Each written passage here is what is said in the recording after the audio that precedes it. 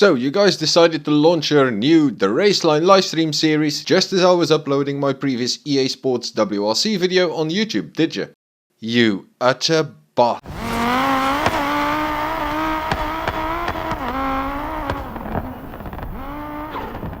Hi there, my name is Sim and welcome to Sim's Racing. Right, as I mentioned just now, EA Sports launched their new The Raceline livestream series on Twitch, talking about the race games across EA's portfolio. During the final section, the topic of EA Sports WRC was also addressed.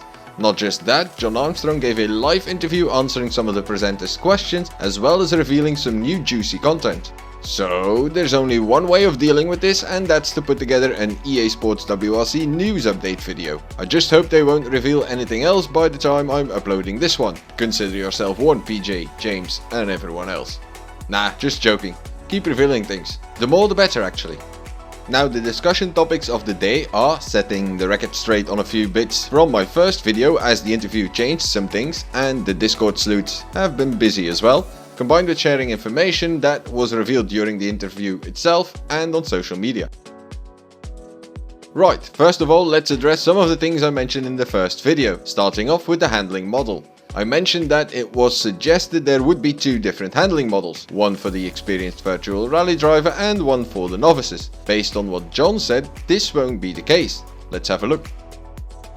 We made sure to keep it realistic. We actually were able to bring across the Dirt Rally 2 handling model into Unreal, and our focus has been on building what we had and making it better and improving in areas that we want to improve. So if you're a fan of Dirt Rally, this will really feel quite natural to you, and it'll be a step further and something you'll really enjoy. But also, we've made sure to make sure there's good onboarding for new players to the series or new players to Rally. We've got the returning assists that we had for Dirt Rally and a couple of new assists as well, but the fundamental handling model is what we've always done with our Dirt Rally days, and we just tried to make it even better. So So we'll just have the one simulation style handling model, but for the novices there are going to be plenty of assists, both those that we've had in the past, such as traction control, ABS, etc., and completely new ones.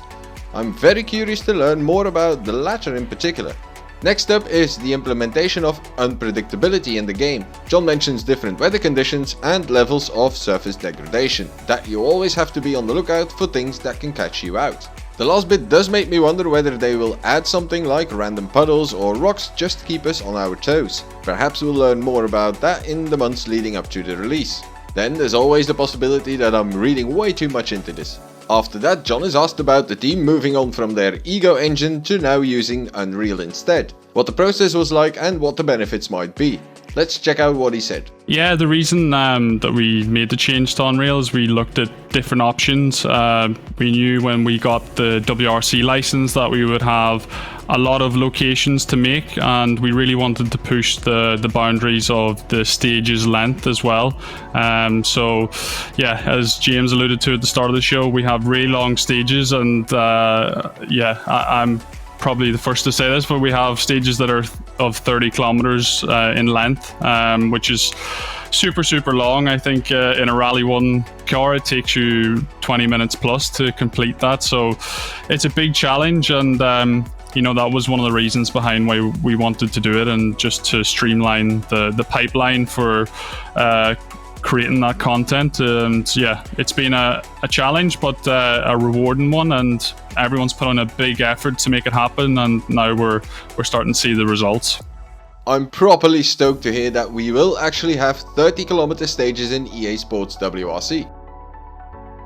Something else John mentioned in the interview concerns the builder mode. I was of the belief that we would be able to build rally cars confined within the rule set of Rally 1, Rally 2 or Rally 3. Based on this, I was of the impression that we wouldn't be able to choose our engine layout, that cars would always be front engined. It was rumored that we could select the layout, but before the interview never fully confirmed. Let's listen to what John had to say about it. The builder mode is probably one of the really interesting ones, and something that's really new for a rally game, where we're giving the player the opportunity to build their rally car from the chassis up, choosing where the engine is placed, and then bolting all the mechanical parts onto it, and then finally getting to choose the body style, and then making even further refinements with the interior. And then afterwards, I can use the livery editor, which is also new for the Dirt Series or Dirt Rally. And yeah, that's what we brought to WRC. And yeah, it's going to be really cool to see what people make. And I'm really looking forward to seeing what everyone thinks of the mode. In other words, we will genuinely be able to select our own engine layout, whether that's front engine, mid-engine or rear engine. Pretty bonkers indeed. Now I want to turn your attention to some of the predictions from my previous video. First of all, I'd like to expand on the ones regarding locations. Before I do, keep in mind that the additional locations outside of the WRC calendar are all events that were, at some point in the past, part of that calendar. So I did speculate that of the 5 additional ones added to EA Sports WRC, I was, and still am, sure Rally Scandia is one of them. However, I do want to elaborate on this one some more. I am actually convinced that Rally Scandia refers to Rally Norway. Why, you ask? Well, for those that are unaware, Rally Norway was on the calendar in 2009, so that criteria fits already. But then there's also something about the rally plate from the footage. If you look closely, you can see that the colors used are red, dark blue and white. Coincidentally, those are the colors of the Norwegian flag. You know, makes a lot of sense, doesn't it? The second location I predicted was Spain. This one doesn't change. But I'm fairly certain we've actually confirmed the third one. When going over the footage of the Impreza Group A, I mentioned that it was very hard to figure out which location it could be. However, now thanks to the Discord sleuths and ambient mic LS swapped DS21 in particular, we are 95% convinced this is actually Indonesia. The rally was a WRC event held in 1996 and 97. The environment fits the bill better than anything else. You can find plenty of houses like these scattered around the Indonesian countryside, and the style of fence is also rather common over there. Last but not least, the foliage is pretty spot on as well. The one thing that pushed it over the edge is that massive tree in the background. After a bit of research, ambient mic LS swap DS21 figured out that this is a Cumpasia excelsa tree. Pretty cool, huh? So that leaves us with 2 locations still up for grabs. Personally, I believe it will be either Wales, which is an iconic event, championship decider on many occasions and always very dear to Codemasters' hearts, or New Zealand, another iconic event, very unique stages and a fan favorite, including myself. Another option is Argentina, which is also an iconic event and has the famous El Condor stage, which is unique and challenging as well as very popular. Now all of these locations were in Dirt Rally 2.0. The last one I want to add is Corsica. Hugely iconic, lots of rally history, very challenging tarmac stages and one of the most requested locations by the player base for a very long time. If I had to pick 2, I'd go for New Zealand because it's one of my favorite gravel events in the world, and Corsica as it would add another tarmac event to the list, which is my favorite surface. Moving on to some brand new information from the interview concerning the car list. At the very end, John had the pleasure of announcing 5 more cars to put on it, although one was already known.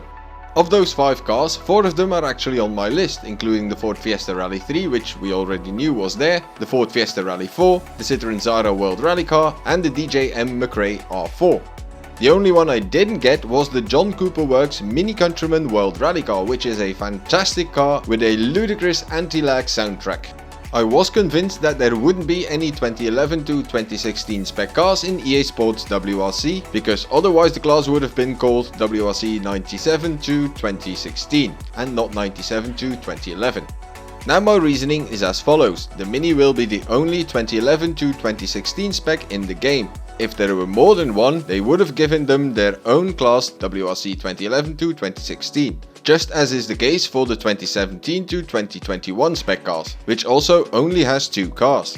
So that means there's one of my predicted cars I need to remove and put the Mini instead. It is with pain in my heart, but I have to drop the Ford Focus RSWRC 03. There are already 2 Fords in this class, alongside 3 Imprezas. I suspect the dev team would like to add more variation to this particular list, so that's that. Before ending the video, I do want to touch on the pre-launch roadmap released on social media. Before the end of September, they will release the complete car list. We are also going to see videos/interviews diving deeper into gameplay aspects as well as various modes and features. In October we'll have our first look at actual gameplay footage, some behind the scenes action, reactions from WRC drivers or other rally drivers, the soundtrack reveal and much more, apparently. Plenty to look forward to indeed, wrapping up on an extremely positive and exciting note.